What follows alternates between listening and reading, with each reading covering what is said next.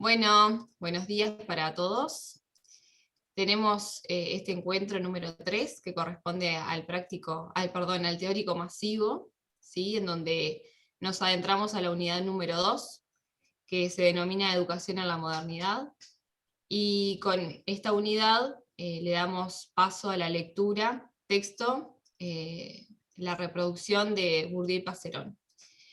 Contarles también que los autores anteriores, tanto San Vicens como Mialaret, y ahora se suma Bourdieu y Passerón, van a ser los autores que van a corresponder al primer parcial, ¿sí? Que bueno, en cada reducido, en cada espacio que tengan con Walter, con Facu y conmigo, les vamos a explicar y les vamos a decir qué día va a ser el parcial correspondiente. Bueno, Walter, te doy la palabra para que empieces con la lectura. Bueno, buenos días, o buenas tardes, o buenas noches a todos y a todas, dependen de la hora que nos vean. Bueno, los autores que vamos a trabajar hoy, Bourdieu y Passerón, nos presentan de alguna manera esas tensiones que existen entre la cultura y la educación. Y ponen al desnudo la violencia simbólica que de alguna manera, o mejor dicho, que se pone de manifiesto, o que se ejerce, mejor dicho, entre las clases dominantes y las clases dominadas mediante la educación. Y además también ponen en tela de juicio y al desnudo cuál es la acción pedagógica que muchas veces cumplimos los docentes cuando tomamos el currículum, es decir, aquello o lo que nosotros conocemos como programa o conocemos como plan de estudio, y hacemos la transposición didáctica y lo trabajamos con nuestros estudiantes en la clase. ¿Por qué esto? Porque hay un conocimiento, el conocimiento es inabarcable, ¿sí? Pero ¿qué sucede? La sociedad, pero no toda la sociedad, en forma, vamos a decir, democrática, elige cuáles son los conocimientos que se van a trabajar en la escuela, ¿sí? Sino que son los miembros de las clases dominantes los que legitiman determinados conocimientos como conceptos o como contenidos o como valores o como actitudes o como procedimientos a ser enseñados y deslegitiman, otros, ¿sí? Por ejemplo, si nosotros nos ponemos a pensar en la educación sexual, por ejemplo, todo lo que tiene que ver con la educación sexual, sabemos que en determinada época de nuestra historia, la educación sexual no se abordaba, luego comenzó a abordarse de una manera, luego se abordó de otra, y en este momento se aborda de otra forma distinta. Lo mismo ocurre con los derechos humanos. Yo me fui escolarizado en dictadura. Nunca sentí la palabra derechos humanos, ¿sí? Nunca sentí hablar del sufragio, del voto, ¿sí? Entonces, ¿por qué les digo esto? Porque eran conocimientos que en ese momento la cultura, o sea, no la cultura, la élite dominante consideraba, ¿verdad?, que no eran legítimos para ser enseñados, ¿sí? Entonces, acá hay una cosa que nosotros tenemos que tener importante y que Bourdieu y Passerón ponen sobre la mesa, y es que la educación, por un lado, es un acto político, ya lo hemos visto, ¿sí? No político partidario, un acto político de toma de decisiones, que también tienen que ver con las políticas educativas, pero esas políticas educativas no surgen de la nada, sino que surgen de un gobierno que está de turno y que va a hacer que también ese gobierno está inmerso en un sistema económico, ¿sí?, en este caso el capitalismo, y que va a tomar determinadas decisiones en cuanto a lo que se enseña, en cuanto a lo que no se enseña y en cuanto al rol que cumple la educación ¿sí? Más allá de lo que se diga, acá hay algo muy importante, yo puedo leer en los planes y en los programas sobre una educación transformadora, sobre una estudiante autónomo, etcétera, etcétera, pero luego, cuando voy a los contenidos de los programas y hago un verdadero análisis de la currícula, me doy cuenta que muchas veces dista lo que se dice, dista mucho de lo que se enseña, o de aquello que está legitimado como para ser enseñado. Y lo mismo ocurre con nosotros, con los docentes. Nosotros tenemos, no solo, o sea, nosotros como educadores tenemos planes, tenemos programas a seguir.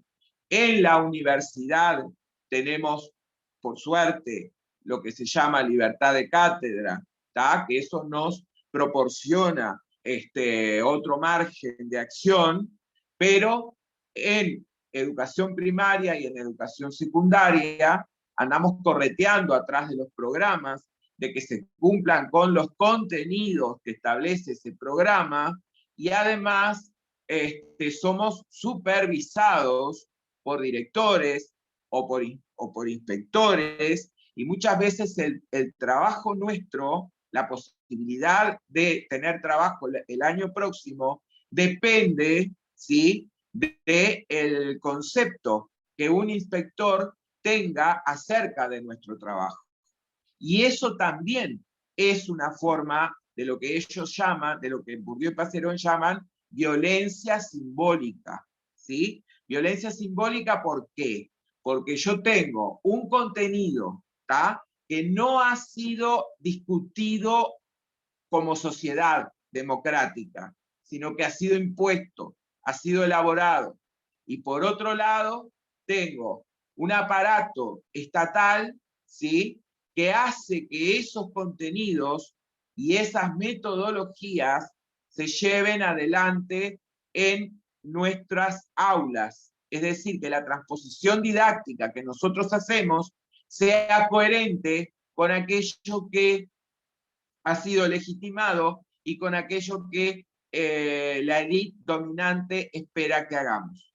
De ahí que surge la tensión entre una escuela transformadora, ¿tá?, o una escuela reproductora. Esto nos lleva a pensar si lo que hacemos como docentes, es decir, nos lleva a reflexionar si nuestra acción, si nuestra actividad, si lo que hacemos como docentes y lo que se hace a partir de las políticas educativas que se llevan adelante, ¿sí?, tienen que ver con eso justamente, con la construcción de una ciudadanía activa, la construcción de una ciudadanía participativa, o simplemente mantener el status quo de las personas que se encuentran, o las clases sociales que se encuentran en una posición dominante en un momento histórico determinado. ¿Tá? Entonces, hecha esta aclaración, ¿sí?, que de alguna manera es como una especie de paneo de lo que Bourdieu y Passerón plantean, llevándolo al terreno, vamos a decir, un poco de la práctica, ¿sí? Vamos a hablar específicamente del texto del cual ustedes se van a basar para el estudio de los autores. ¿Tá?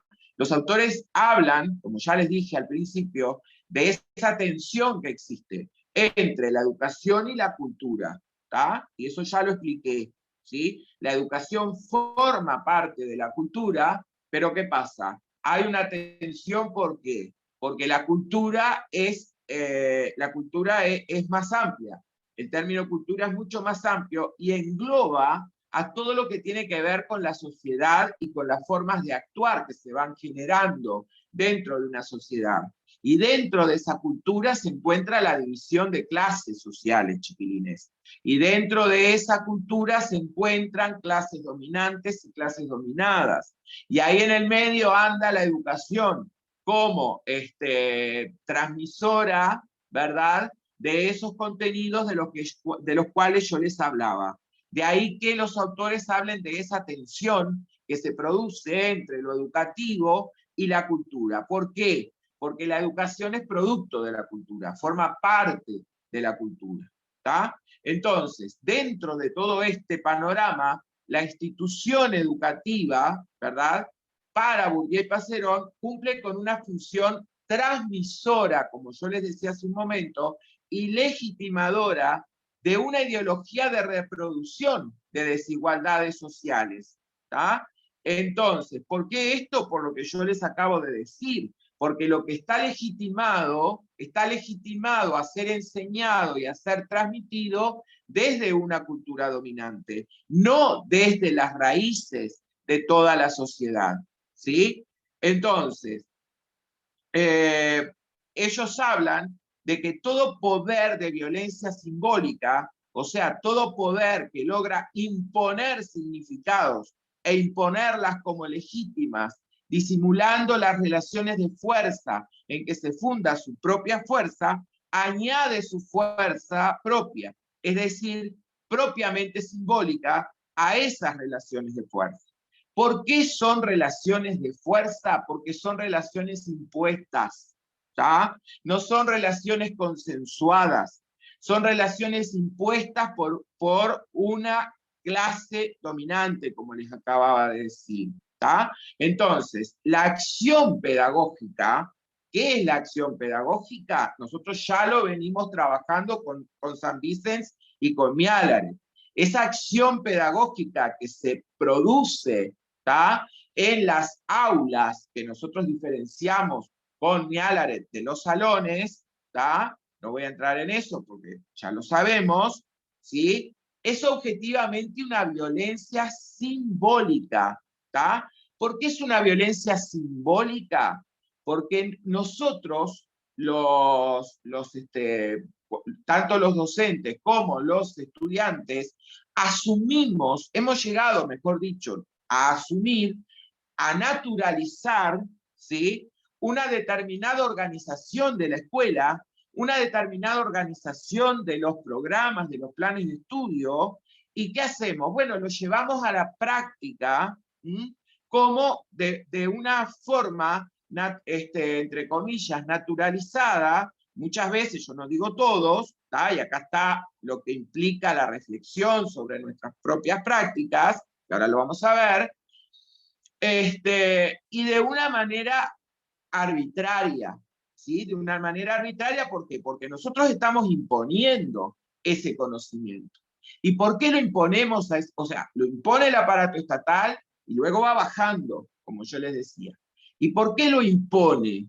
Bueno, lo impone porque la escuela, la escuela formal, vamos a decir, está establecida con un sistema que tiene que ver con una organización, ¿sí?, que tiene que ver con la asistencia, por ejemplo, que tiene que ver con las pruebas de evaluación, que tienen que ver con los contenidos que se trabajan, que tienen que ver con los valores que se tratan de transmitir, ¿sí? Entonces, ahí, ¿qué es lo que ocurre? Hay una arbitrariedad cultural, por lo que yo les decía, porque no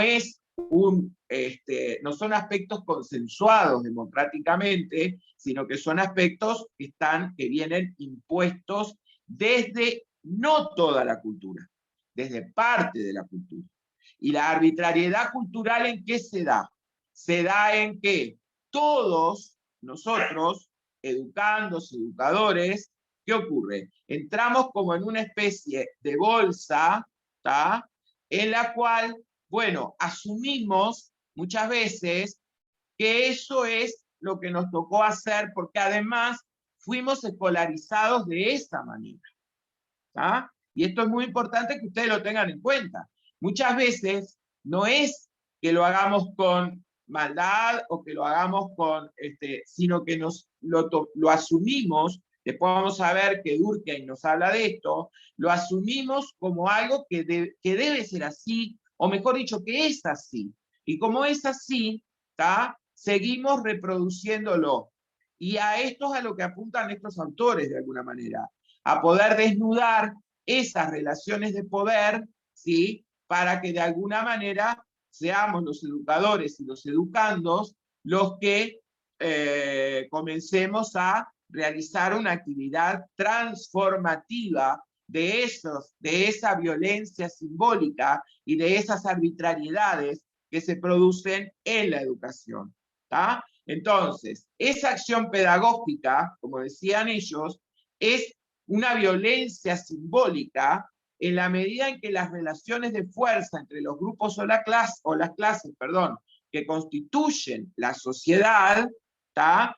Son el fundamento del poder arbitrario, ¿sí? Que es la condición o que es de la instauración de la relación de comunicación pedagógica, o sea, de la imposición, de la inculcación de una arbitrariedad cultural según el modelo arbitrario de imposición y de inculcación. ¿Tá?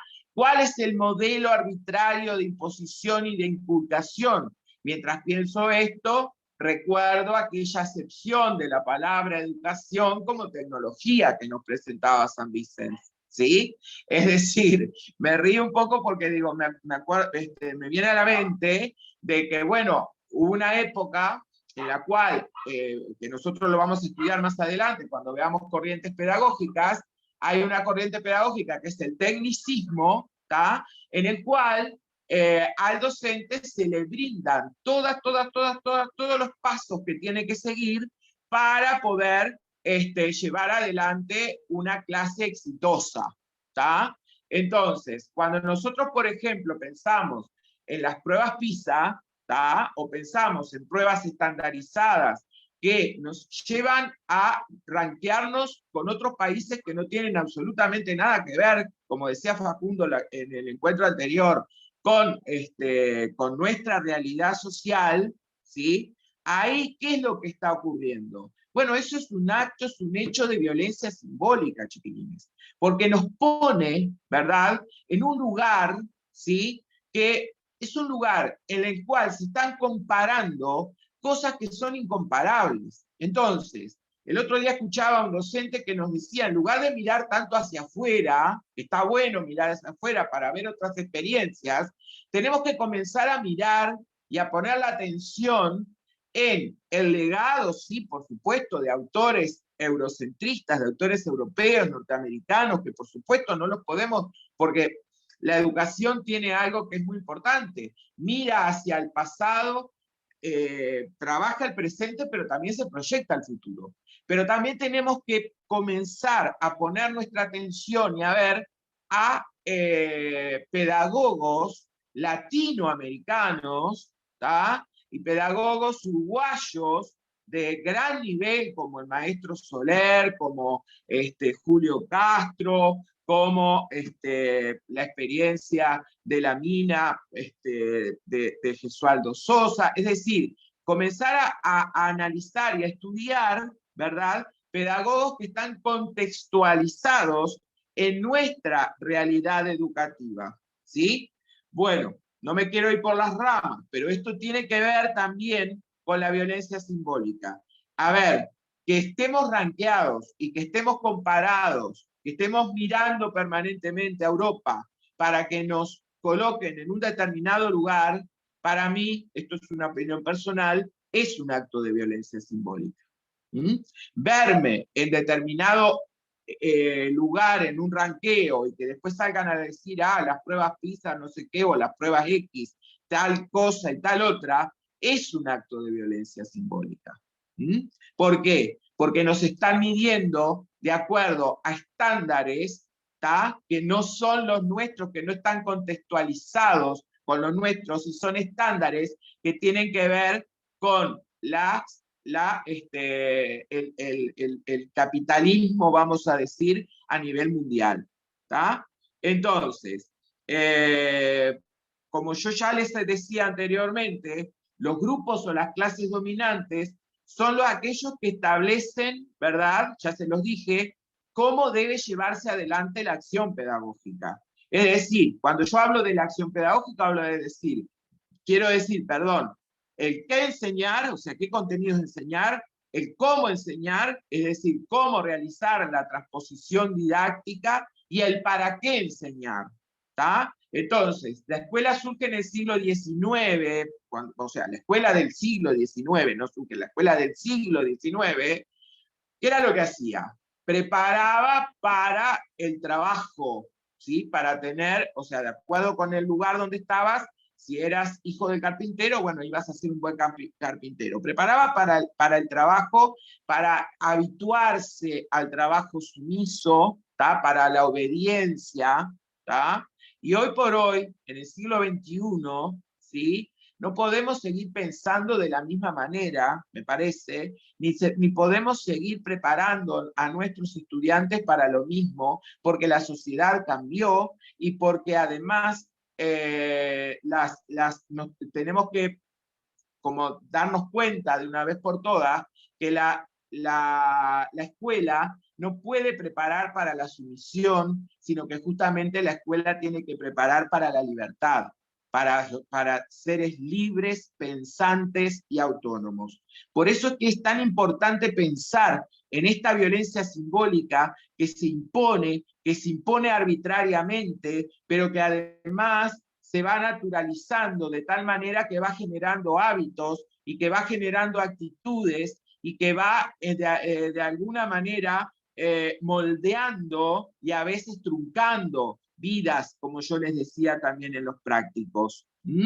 Entonces, bueno, yo ya les hablé de que la arbitrariedad está dada, ¿verdad?, en base a intereses y en base a los contenidos que se seleccionan. De esa selección, por supuesto, no es inocente, sino que esa selección obedece, como dicen Bourdieu y Passerón, a determinados intereses, y además hay una cosa muy importante: la selección de los significados, ¿verdad?, obedece a la necesidad de la sociedad de perpetuar su cultura, ¿tá? Es decir, cuando se eligen determinados significados, cuando se establece lo que está bien y lo que está mal, la moral, lo bueno, lo malo, lo ético, ¿tá? El conocimiento a ser enseñado y el que queda por fuera, ¿sí? Tienen como fundamento lo que en sociología se denomina el control social. El control social, que es la antítesis de lo que se denomina el cambio social. ¿Tá? El cambio social, ¿sí?, viene acompañado del cambio cultural. Pero ¿qué pasa? Hay determinadas clases sociales a las cuales no les conviene el cambio social, porque el cambio social implicaría, ¿qué cosa? Perder determinados privilegios de los que ahora gozan. ¿Tá?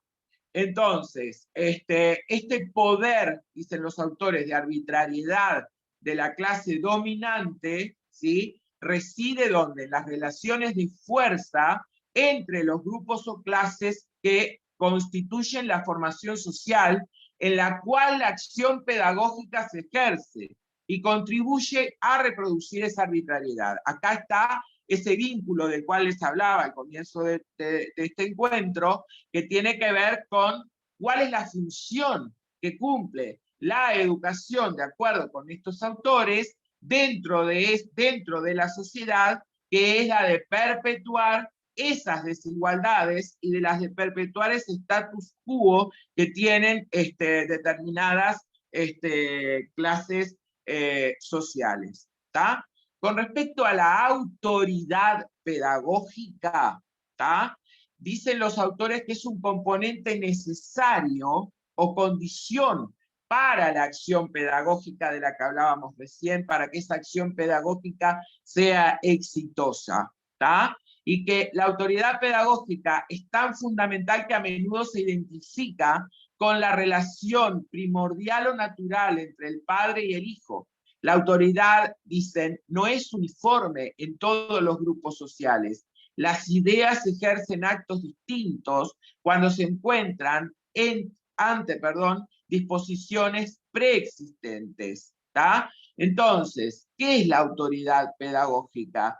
Es la autoridad, ¿verdad?, que reside, ¿tá?, ¿en quién? En el docente, de alguna manera, y que además, ¿verdad?, esa autoridad pedagógica que tiene que ver con el trabajo pedagógico que llevamos adelante y en la cual se entabla una relación pedagógica que no debería de ser de autoridad en el sentido del que hablan Bourdieu y Passerón, o sea, de imponer cosas, sino que las clases, hablábamos justamente con los compañeros antes de comenzar este encuentro, deberían ser cogestionadas entre los estudiantes y los profesores. Es decir, perder la autoridad pedagógica, perder esa violencia simbólica implica situar al estudiante en el centro de la actividad pedagógica y comenzar a hacer ¿qué cosa? Comenzar a fomentar su autonomía,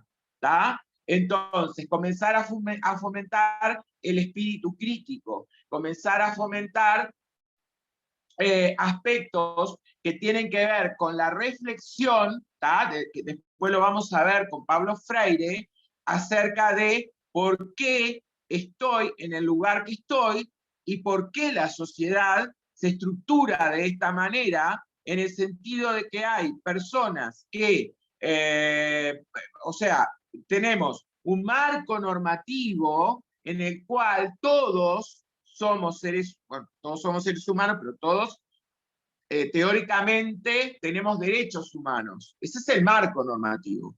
Pero la pregunta que yo hago, que no la voy a responder, todos los miembros de la sociedad pueden ejercer realmente esos derechos humanos, ¿sí? Me pregunto, es una pregunta que yo les hago, ¿está? Entonces acá esto nos lleva a plantearnos la idea de lo justo y lo injusto, la idea de el centro y la periferia.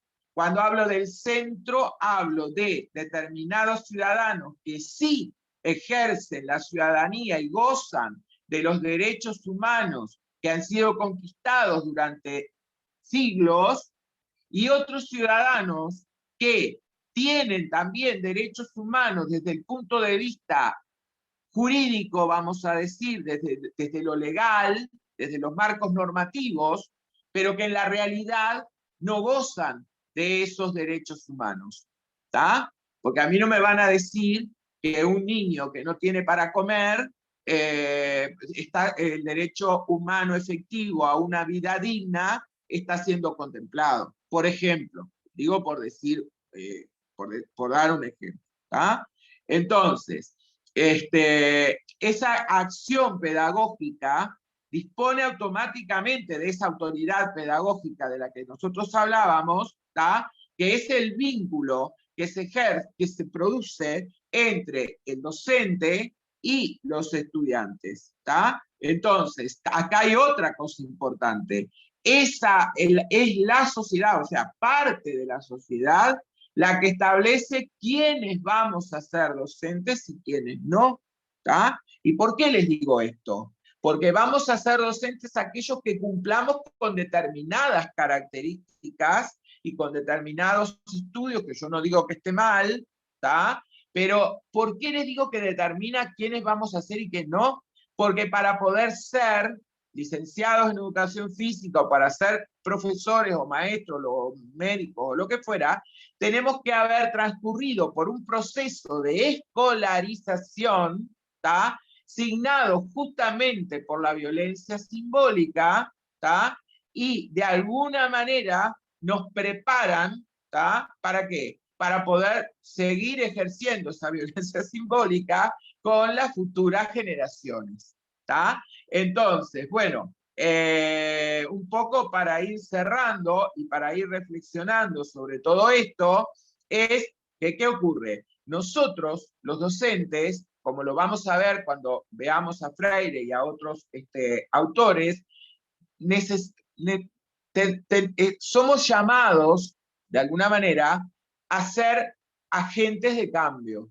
¿Tá? ¿Para qué? Para cortar con esa violencia simbólica, para poder transformar las instituciones educativas, para poder hacer que el éxito de una acción pedagógica no sea la reproducción, como dice Bourdieu-Passerón, sino que, o sea, Bourdieu-Passerón hace una crítica, obviamente, ¿no? Aclaro por las dudas.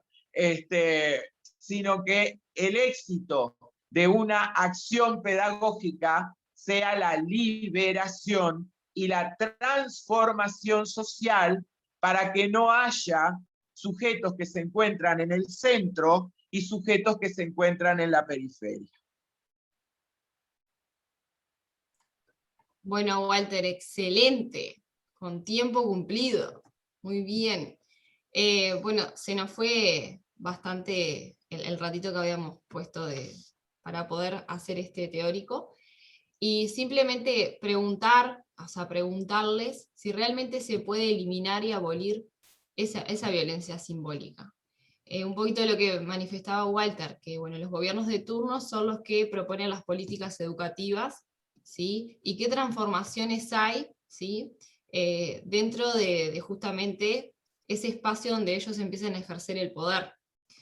Y una de las cosas que quiero manifestar y que siempre estoy diciendo también en las clases, es que a los docentes se nos exige la formación permanente, el participar en espacios donde bueno, la construcción sea colectiva y todo lo que eso amerita.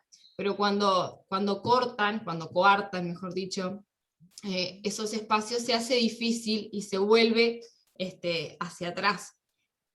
Un decir, la representación docente en el Consejo de Educación Inicial y Primaria fue una de las cosas que no existe ahora, entonces de cierta manera también a los docentes, que ahora es Dirección General de Educación Inicial y Primaria, son espacios que quedan eliminados y no permiten justamente la representación docente y no permiten esos espacios que se había conseguido para la discusión, para la construcción y demás, y es como que se vuelve hacia atrás. Entonces, de cierta manera, volvemos o sea, ejercen de nuevo esa violencia simbólica y o sea, el mensaje es que nosotros reproduzcamos lo que nos están transmitiendo y de cierta manera es una cadena que no se termina. Entonces, bueno, preguntar eso. ¿En algún momento se termina? ¿En algún momento podemos eliminar la violencia simbólica? ¿De qué manera? ¿Cómo sería posible eso? Creo que es una pregunta que queda abierta y que queda para reflexionar y pensar, y bueno, y saber que este mundo de la educación es cambiante, constantemente cambiante, dinámico, y que bueno, que quien se aventure a esto también tiene que entender que nada es lineal, sino que es bastante sinuoso, pero que es lo lindo y es el desafío constante de estar acá. Walter, no sé si querés agregar algo más. Yo tengo ahí dos Dale, cositas para Facu, comentar. genial. Perdonen que estoy sin cámara y, bueno, con algunas cositas en casa de la nueva normalidad. Quería centrarme en dos cositas aprovechando, entiendo que estamos llegando al tiempo ahí, pero son dos minutitos. La primera es esto de pensar con el nombre de la unidad, pensar el quiebre que supone la modernidad, ¿no? La construcción de un nuevo momento en la historia, y de la mano con ese quiebre epistemológico que de algún modo representa la modernidad, pensar el quiebre, la ruptura entre lo que era la educación antes y la nueva función de la educación en el vínculo con la cultura y la sociedad que traía Walter, ¿no? Es decir, una educación que antes tenía, si nos situamos en la antigüedad o previo a la modernidad, una educación que tenía que ver con cuestiones vinculadas al cultivo del espíritu, al desarrollo de las diferentes dimensiones del sujeto, a la transformación espiritual. Y una realidad que a partir de la modernidad queda como en un segundo, esto del espíritu y el desarrollo de los sujetos y demás queda como en un segundo plano, ¿no? Y toma fuerza esta cuestión de la educación vinculada a la creación de los estados modernos, ¿no? Que nuestros sistemas educativos de algún modo tienen sus raíces en esa consolidación de los estados modernos. Y una educación al servicio también de la legitimación de un determinado orden social y cultural, ¿no? Y en esa legitimación cultural ingresan estas cuestiones que Walter traía de forma bastante clara, que tiene que ver con la legitimación de ciertas cuestiones para determinados sectores de la población y no para otros, ¿no? También la consolidación de determinadas desigualdades estructurales. Vamos a ver que Bourdieu es un autor sumamente estructuralista y que piensa las cuestiones en base a cómo se consolidan esas estructuras sociales, ¿no? Y por último, bueno, pensar esto de cómo, a partir de ese cambio de pensar la educación, ya no como cuestiones que vinculan al desarrollo del espíritu y a la superación de problemas como sociedad y la transformación hacia una nueva sociedad, ¿cómo es posible que a partir de ese cambio epistemológico de la educación se recae en esta cuestión de la reproducción, diría Bourdieu, ¿no? Y nos deberíamos pensar, y estas próximas 2 semanas, nos deberían encontrar pensando qué es esto de la reproducción, ¿no? ¿Qué reproducimos en esas prácticas? Y un poco va a ir por ahí el aporte de hoy y la invitación a seguir discutiendo.